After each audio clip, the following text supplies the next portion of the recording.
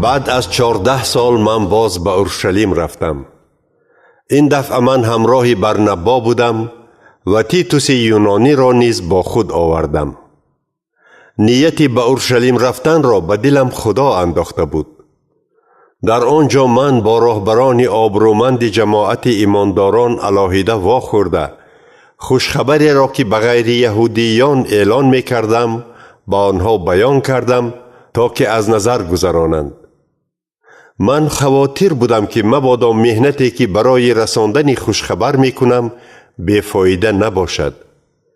اگرچه همسفری من تیتوس ختنه نشده هم بود، راهبران یهودی از او ختنه شدن را طلب نکرده قبول کردند. مسئله ختنه فقط از جانب آن یهودیانی که ایمانداران دروغین بودند به میان آمد. آنها مخفیانه به مابین ما راه یافته خواستند درباره آزادی از شریعتی که ما ایمانداران به خاطر عیسی مسیح داریم معلومات گیرند. آنها خواستند که ما را از این آزادی محروم کرده غلام قانون و قاعده های یهودیان گردانند. ولی ما یک لحظه هم به گپ های آنها داده نشدیم، چون خواستیم که حقیقت خوشخبر را برای شما نگاه داریم.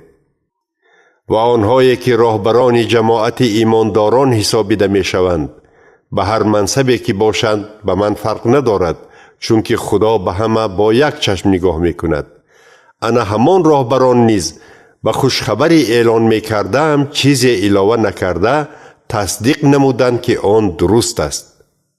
برعکس آنها دیدند که خدا مرا عهدهدار نموده است که خوشخبر را به خلقهای غیر یهودی اعلان کنم، همان طوری که خدا پتروس را وظیفه دار کرده است که به یهودیان خوشخبر را رساند، مرا وظیفه دار کرده است که خوشخبر را به غیر یهودیان اعلان کنم. زیرا همان خدا که به پتروس قدرت داد تا فرستاده برای یهودیان باشد، به من نیز قدرت داد که فرستاده برای غیر یهودیان باشم. وقتی یعقوب، پتروس و یوحنا که ستونهای جماعت ایمانداران حسابیده می شوند دیدند که خدا به من فیض و مهربانی نشان داده است، من و برنبا را به قطار همکاران خود درآوردند. آنها راضی شدند که ما به نزد خلقهای غیر یهودی رفته خوشخبر را اعلان کنیم و آنها به یهودیان اعلان کنند. این راهبران فقط یک خواهش داشتند که ما به کمبغلان جماعت آنها یاری رساندن را دوام دهیم که من خود به این کار میل و رغبت داشتم. اما هنگامی که پتروس به شهر انطاکیه آمد، من به وی روی راست زید برآمدم، چون که رفتاری نادرست کرده بود. اول او وقتی به انطاکیه آمد با ایمانداران غیر یهودی که ختنه نشدند از یک دسترخوان نان می‌خورد.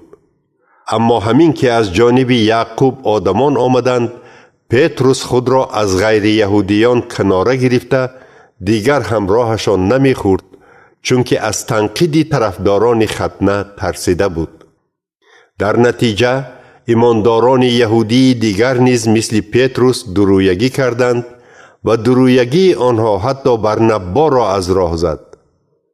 وقتی دیدم که آنها از روی راستی خوشخبر عمل نمی کنند، در پیش همه به پتروس گفتم: اگر توی یهودی همچون غیر یهودی زندگی کنی، پس چرا غیر یهودیان را مجبور می سازی که از روی قانون و قاعده های یهودی زندگی کنند؟ ما از تولدمان نه یگان غیر یهودی گناهکار بلکه یهودی هستیم، لیکن فهمیدیم که انسان نه با اجرا کردن شریعت بلکه با ایمان به عیسی مسیح در نزد خدا سفید می شود. بنابراین ما نیز به عیسی مسیح ایمان آوردیم تا که نه با اجرای شریعت موسی بلکه به واسطه ایمان به مسیح سفید شویم، چون که به واسطه اجرا کردن شریعت هیچ کس سفید نمی شود.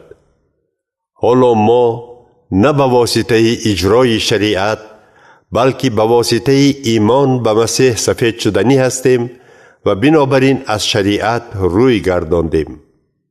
اگر به سبب این گناهگار حسابیده شویم، پس مگر مسیح ما را به سوی گناه میبرد؟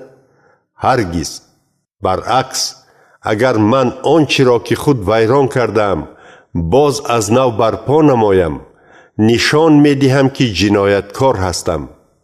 آخر وقتی که من با اجرای شریعت زندگی میکردم، شریعت نشان داد که گناهگارم و سزاوار مرگ هستم. پس من برای شریعت مردم و آن را دیگر رعایت نمی کنم تا که اکنون برای خدا زندگی کنم. من به مرگ مسیح که به صلیب میخکوب شده بود شریک شده مردم. اکنون نه من بلکه مسیح در من زندگی می کند و حالا که در جسم هستم، من با ایمان به پسر خدا زندگی می کنم که او مرا دوست داشت و به خاطر من خود را فدا کرد. من فیض و مهربانی خدا را رد نمی کنم، زیرا اگر ما با رعایت شریعت در نزد خدا سفید شده می توانستیم، پس مسیح بیهوده جان داده است.